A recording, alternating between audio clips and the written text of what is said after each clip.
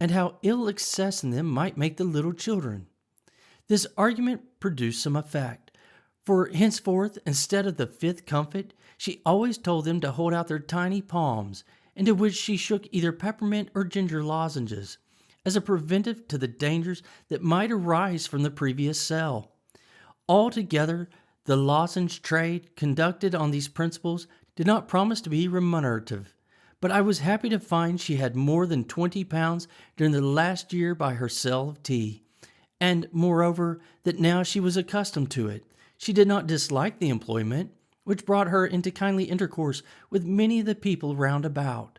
If she gave them good weight, they, in their turn, brought many a little country presents to the old rector's daughter: a cream cheese, a few new-laid eggs, a little fresh ripe fruit, a bunch of flowers.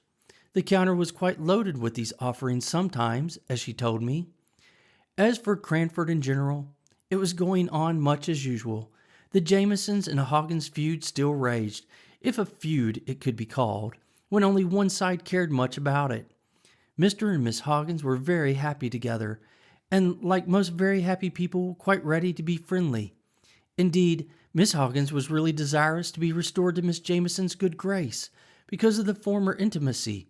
But Miss Jamieson considered their very happiness an insult to the Glenmire family, to which she had still the honor to belong, and she doggedly refused and rejected every advance. Mr. Mulliner espoused his mistress' side with ardor.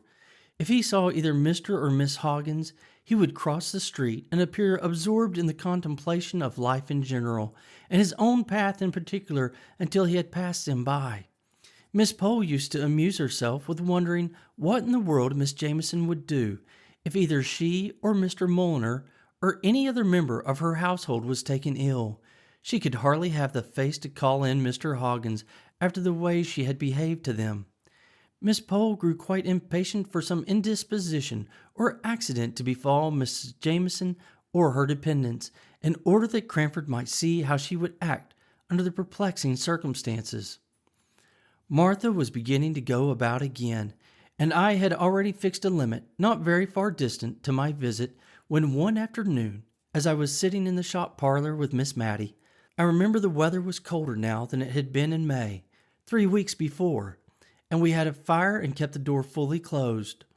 We saw a gentleman go slowly past the window, and then stand opposite to the door, as if looking out for the name which we had so carefully hidden. He took out a double eyeglass and peered about for some time before he could discover it. Then he came in, and, all on a sudden, it flashed across me that it was the Aga himself, for his clothes had an out-of-the-way foreign cut about them, and his face was deep brown, as if tanned and retanned by the sun. His complexion contrasted oddly with his plentiful snow-white hair. His eyes were dark and piercing, and he had an odd way of contracting them and puckering up his cheeks into innumerable wrinkles when he looked earnestly at objects. He did so to Miss Matty when he first came in. His glance had first caught and lingered a little upon me, but then turned with the peculiar searching look I have described to Miss Matty. She was a little fluttered and nervous, but no more so than she always was when any man came into her shop. She thought that he would probably have a note, or a sovereign at least, for which she would have to give change, which was an operation she very much disliked to perform. But the present customer stood opposite to her, without asking for anything, only looking fixedly at her as he drummed upon the table with his fingers, just for all the world as Miss Jenkins used to do. Miss Matty was on the point of asking him what he wanted, as she told me afterwards, when he turned sharp to me. "Is your name Mary Smith?" "Yes," said I.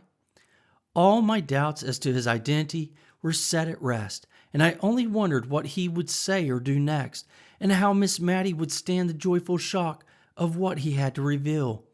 Apparently, he was at a loss how to announce himself, for he looked round at last in search of something to buy, so as to gain time, and, as it happened, his eye caught on the almond comfits, and he boldly asked for a pound of those things.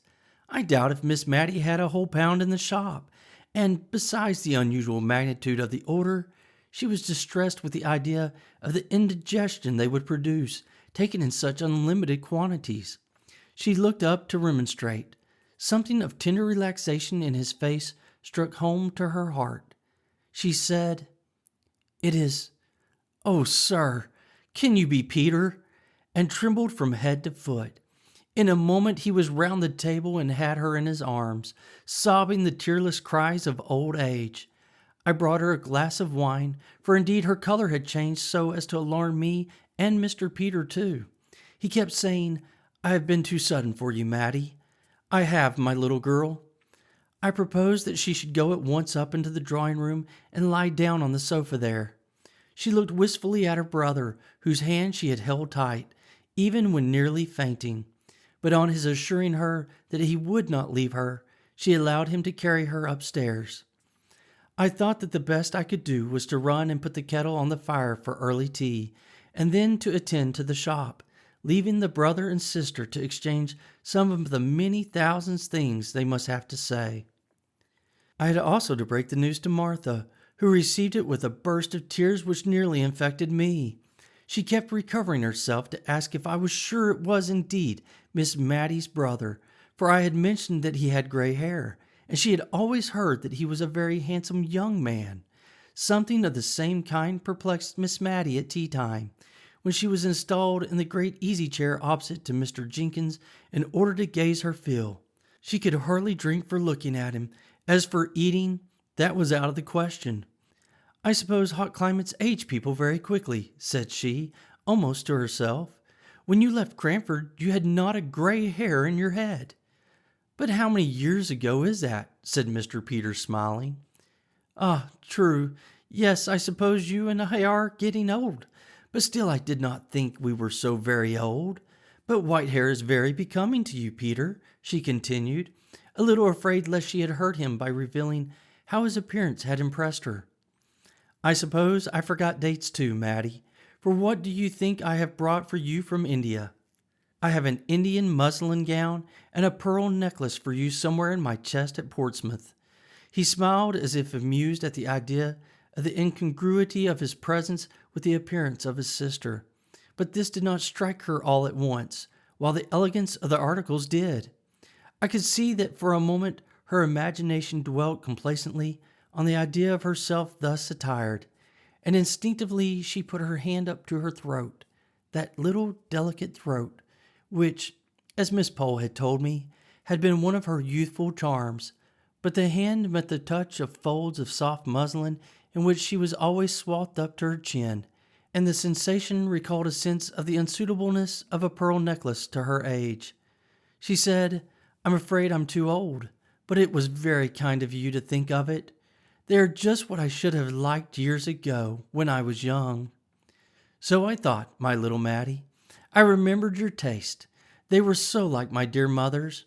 At the mention of that name, the brother and sister clasped each other's hands yet more fondly, and although they were perfectly silent, I fancied they might have something to say if they were unchecked by my presence, and I got up to arrange my room for Mr. Peter's occupation that night, intending myself to share Miss Matty's bed. But at my movement he started up. "I must go and settle about a room at the George. My carpet bag is there too." "No," said Miss Matty in great distress. "You must not go. Please, dear Peter, pray, Mary. Oh, you must not go."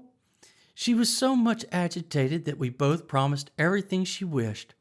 Peter sat down again and gave her his hand, which for better security she held in both of hers, and I left the room to accomplish my arrangements. Long into the night, far into the morning, did Miss Matty and I talk. She had much to tell me of her brother's life and adventures, which he had communicated to her as they had sat alone.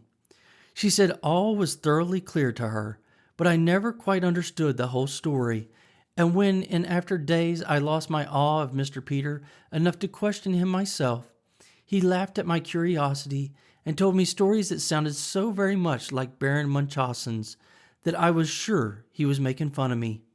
What I heard from Miss Matty was that he had been a volunteer at the siege of Rangoon, had been taken prisoner by the Burmese, and somehow obtained favor and eventual freedom from knowing how to bleed the chief of the small tribe in some case of dangerous illness, that on his release from years of captivity He had had his letter returned from England with the ominous word "dead" marked upon them, and, believing himself to be the last of his race, he had settled down as an indigo planter, and had proposed to spend the remainder of his life in the country to whose inhabitants and modes of life he had become habituated when my letter had reached him. And with the odd vehemence which characterized him in age as it had done in youth, he had sold his land and all his possessions to the first purchaser, and come home to the poor old sister, who was more glad and rich than any princess when she looked at him. She talked me to sleep at last, and then I was awakened by a silent sound at the door, for which she begged my pardon as she crept patiently into bed. But it seems that when I could no longer confirm her belief that the long-lost was really here, under the same roof, she had begun to fear lest it was only a waking dream of hers, that there never had been a Peter sitting by her all that blessed evening, but that the real Peter lay dead far away beneath some wild sea wave, or under some strange eastern tree. And so strong had this nervous feeling of hers become, that she was fain to get up and go and convince herself that he was really there by listening through the door to his even, regular breathing. I don't like to call it snoring, but I heard it myself through two closed doors, and by it soothed Miss Matty to sleep. I don't believe Mr. Peter came home from India as rich as a nabob. He even considered himself poor, but neither he nor Miss Matty cared much about that. At any rate, he had enough to live upon very genteelly at Cranford, he and Miss Matty together, and a day or two after his arrival the shop was closed, while troops of little urchins gleefully awaited the shower of comfits and lozenges that came from time to time down upon their faces as they stood up gazing at Miss Matty's drawing-room windows. Occasionally Miss Matty would say to them, half hidden behind the curtains, "My dear children, don't make yourselves ill." But a strong arm pulled her back, and a more rattling shower than ever succeeded. A part of the tea was sent in presents to the Cranford ladies, and some of it was distributed among the old people who remembered Peter in the days of his frolicsome youth. The Indian muslin gown was reserved for darling Flora Gordon, Miss Jessie Brown's daughter. The Gordons had been on the continent for the last few years, but were now expected to return very soon, and Miss Matty, in her sisterly pride, anticipated great delight in the joy of showing them Mr. Peter. The pearl necklace disappeared, and about that time many handsome and useful presents made their appearance in the households of Miss Pole and Miss Forrester, and some rare and delicate Indian ornaments graced the drawing-rooms of Miss Jamieson and Miss Fitzadam. I myself was not forgotten. Among other things, I had the handsomest bound and best edition of Dr. Johnson's work that could be procured, and dear Miss Matty, with tears in her eyes, begged me to consider it as a present for her sister as well as herself. In short, no one was forgotten, and what was more, everyone, however insignificant, who had shown kindness to Miss Matty at any time, was sure of Mr. Peter's cordial regard. Chapter 16. Peace to Cranford. It was not surprising that Mr. Peter came such a favorite at Cranford. The ladies vied with each other who should admire him most, and no wonder, for their quiet lives were astonishingly stirred up by the arrival from India, especially as the person arrived told more wonderful stories than Sinbad the Sailor, and as Miss Pole said, was quite as good as an Arabian Night any evening. For my own part, I had vibrated all my life between Drumble and Cranford, and I thought it was quite possible that all Mr. Peter's stories might be true, although wonderful. But when I found that if we swallowed an antidote of tolerable magnitude one week, we had the dose considerably increased the next, I began to have my doubts, especially as I noticed that when his sister was present, the accounts of Indian life were comparatively tame. Not that she knew more than we did, perhaps less. I noticed also that when the rector came to call, Mr. Peter talked in a different way about the countries he had been in. But I don't think the ladies in Cranford would have considered him such a wonderful traveler if they had only heard him talk in the quiet way he did to him. They liked him the better, indeed, for being what they called so very oriental. One day, at a select party in his honor, which Miss Pole gave, and from which, as Miss Jamieson honored it with her presence, and had even offered to send Mr. Mulliner to wait, Mr. and Miss Hogg